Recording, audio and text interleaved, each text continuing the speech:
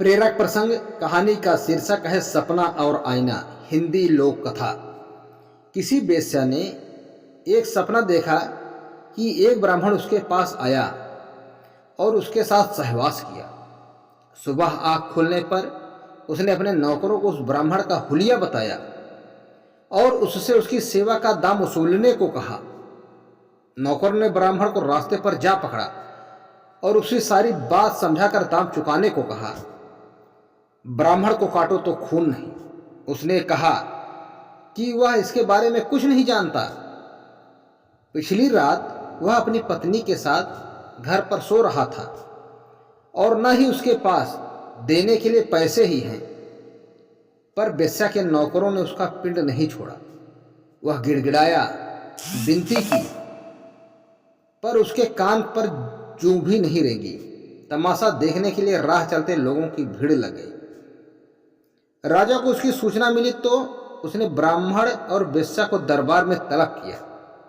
वेश्या ने कहा, मेरे ग्राहक को मेरी सेवा का मोल चुकाना पड़ता है। कल रात यह आदमी मेरे सपने में आया और सुख भोगा। इसने मेरे साथ क्या क्या किया है मैं आपको बता नहीं सकती। उसकी कीमत उसे चुकानी ही होगी।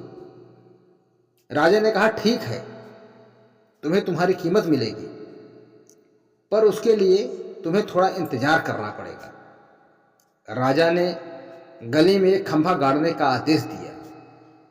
खंभे के ऊपरी छोर पर चांदी के सिक्के की एक थैली बंधवाई और नीचे जमीन पर एक आईना रखवा दिया। फिर राजा ने वेश्या से कहा, आईने में हाथ डालकर अपने रुपए ले लो, ये रुपए तुम्हारे हैं।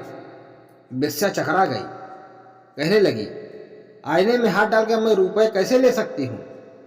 मुझे असली रुपए चाहिए जो उस थैली में है।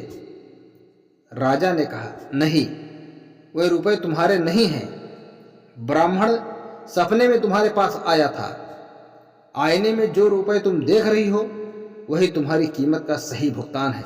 दोस्तों, कहानी पसंद आई हो तो कहानी को लाइक करें, शेयर करें और चैनल को सब्सक्राइब करें। धन्यवाद।